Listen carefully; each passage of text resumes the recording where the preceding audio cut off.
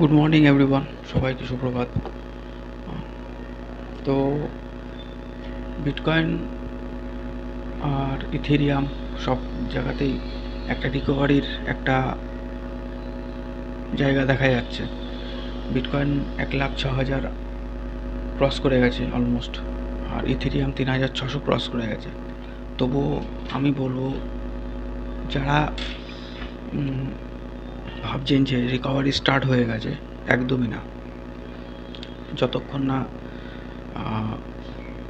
কোনো রকম মানে যা রেজিস্ট্যান্স বলেছি সেই রেজিস্ট্যান্স ব্রেক হচ্ছে না, ততক্ষণ কোনো রকম রিকভারি হওয়ার চান্স নেই। যারা হোল্ড করে আছেন হোল্ড করে থাকুন, রিকভার হবে কিন্তু টাইম লাগবে। এখনও আমেরিকার শাটডাউন শেষ হয়নি। তো এখন চলুন ট্রেডিং ভিউতে সাপোর্ট রেজিস্ট্যান্স আমি বলে দিচ্ছি।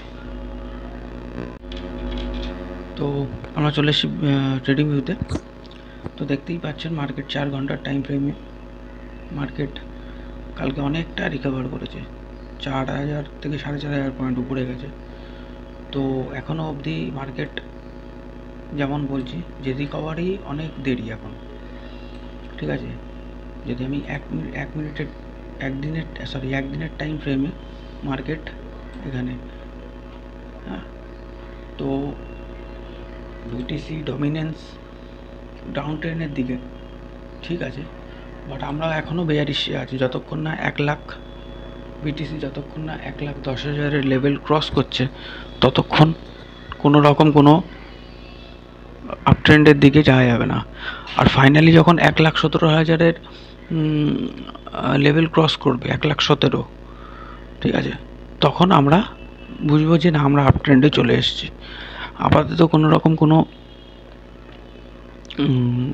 নতুন করে কিছু কেনার দরকার নেই।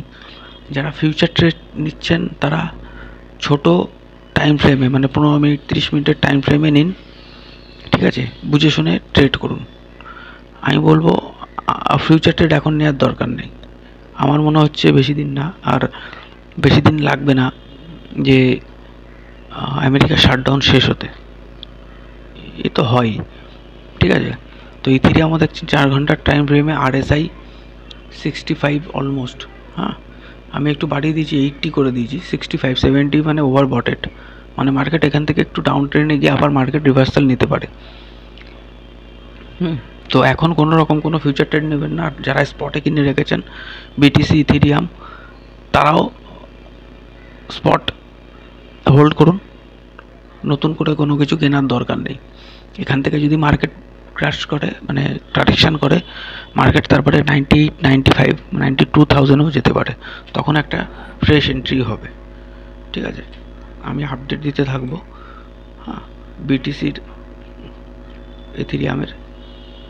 তো ইথেরিয়ামের সাপোর্ট লেভেল 3,800 ক্রস করলে, আজকে কালকের মধ্যে 3,800 ক্রস করলে তারপরে ফিউচার ট্রেড করবেন। আর ফাইনাল শর্ট টার্মের জন্য, একদিনের শর্ট টার্মের জন্য 4,300 লেভেল, 4,600 লেভেল যখন ক্রস করবে, 4,300 4,600, এটা ফিউচার ট্রেডের জন্য হতে পারে। যারা একদমই জানেন না, যারা ফিউচার ট্রেড কীভাবে করতে হয়, তাদের ফিউচার ট্রেড করার দরকার নেই। স্পটে যদি কিনে রেখে থাকেন, রাখুন, হোল্ড করুন, পেশেন্স রাখুন। আর 4,800 লেভেল যখন ক্রস করবে মার্কেট, ঠিক আছে, এই লেভেল যখন ক্রস করবে, তখন মার্কেট 5,200, 5,000, 5,500, 6,000 লং টার্মের জন্য 8,000, 10,000-এ যাবে। তো ভিডিও ভালো লেগে থাকলে সাবস্ক্রাইব করুন, শেয়ার করুন, লাইক করুন, কমেন্ট করুন। Thank you.